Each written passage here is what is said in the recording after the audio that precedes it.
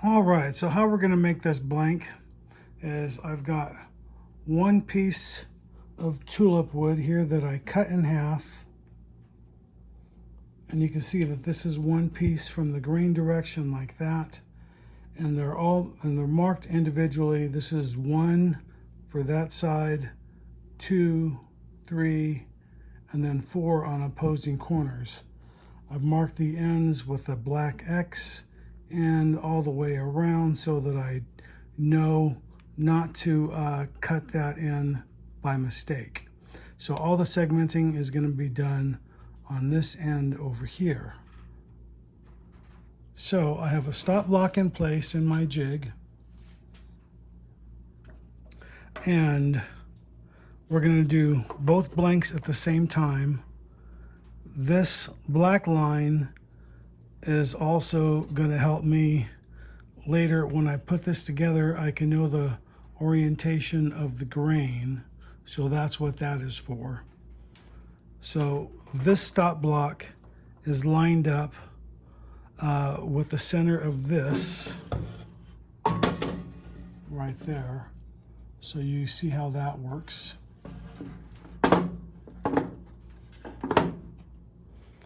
So I'm going to be alternating some blanks, or excuse me, not blanks, alternating woods. This is tulip wood from Brazil, and I'm going to be using Purple Heart and Wenge for my scallops. And I'm going to do layers of scallops, 3 or 4 layers, maybe 3 layers on top and 4 layers on the bottom, or just 4 layers top and bottom. We'll see how that looks. So first things first, we're going to make our first cut and then see how it lines up.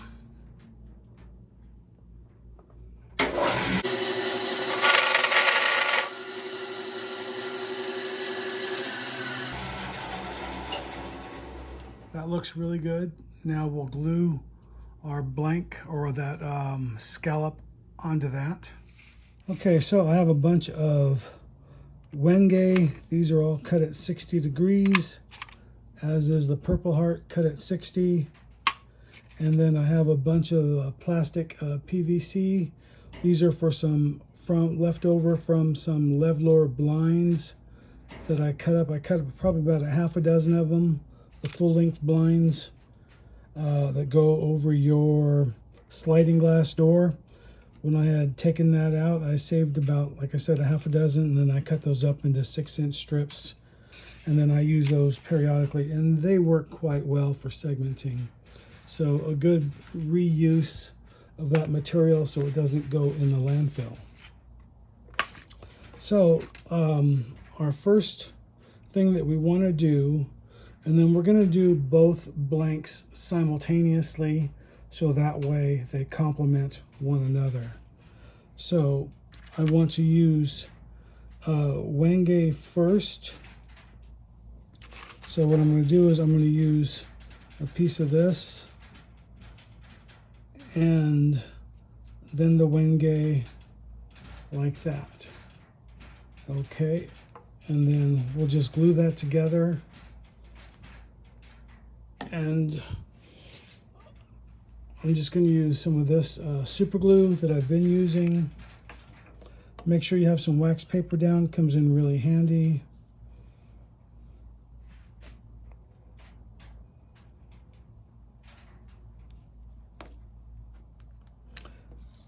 This does not have to be sanded or anything. If you want to go the extra mile, you can, but it's not necessary.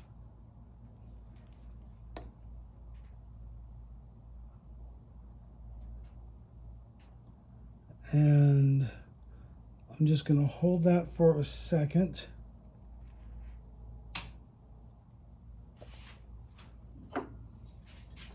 Hit it with some accelerator. Let me hold both at the same time.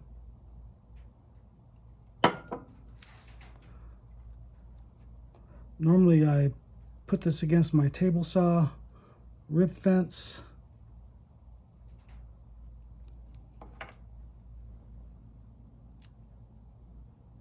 I want to make sure they're flat on one side.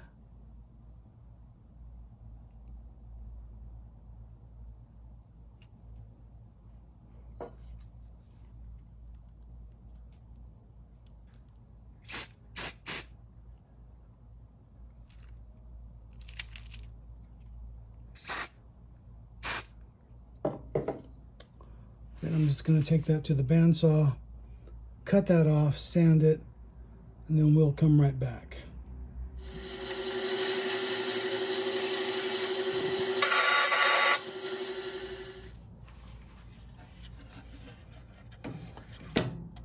Okay, now the next part is, see these series of lines.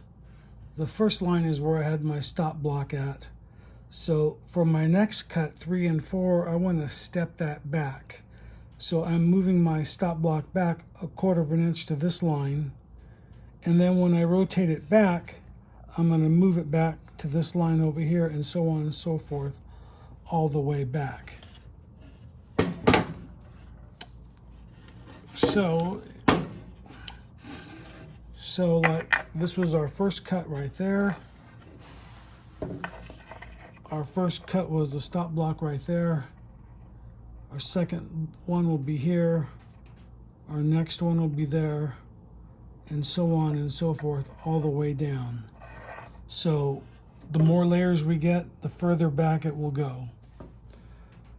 Now you can cut the ends off here if you like, or you can just build up on it, and it doesn't really make any difference. To keep it clean, it wouldn't hurt to do that.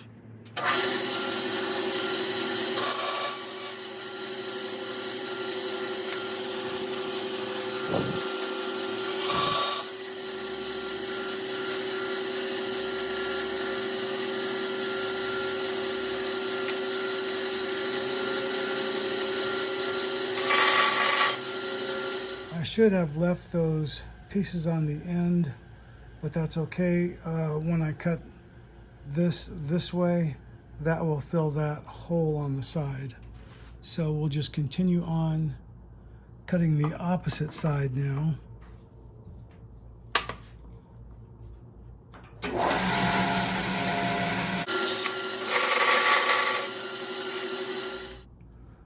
Okay, so as you can see, those are both identical in the same little gap underneath, but that's okay. When we cut our angle this way, that hole will be filled, so I'm not going to worry about that. So back to our jig, we need to move this line back to the third line. Okay, as you can see, we are on our third line now, right there. So I don't really need the numbers anymore. I wrote them on the back because every time I sand, they disappear. So number 1, that is my first cut this way over here. And then if I look at this, I'll know that this is my number 1, which is right here, which is already set up for the correct orientation for that cut.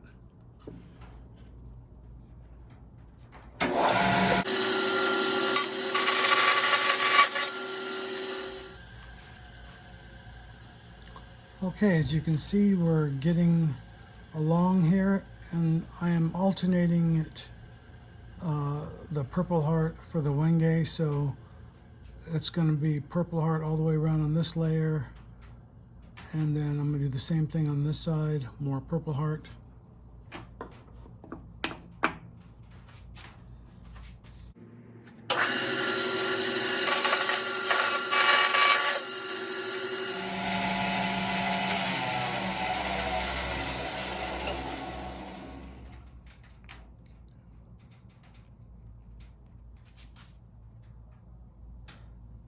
Okay, now those are cut.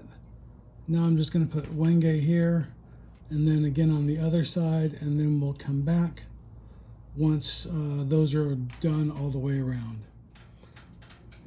And you can see what that layering process looks like as we go. So just in case you were curious, All right, we got this one done here. And as you can see, using the bandsaw, it makes a decent looking blank, but nowhere near as good as the table saw, to where all these are perfectly lined up all the way across. You see that one looks like it's climbing. So, and then also another thing, if I hold that like that, and then that bottom is lined up, those mostly line up like I said, but where that comes into play right there is there's a gap, and there's always that gap. So you have to end up cutting the tip off right there, which is good because that way it leaves it balanced with this amount right here, leaves it balanced like that. So we're just going to run that as a 90-degree cut right there.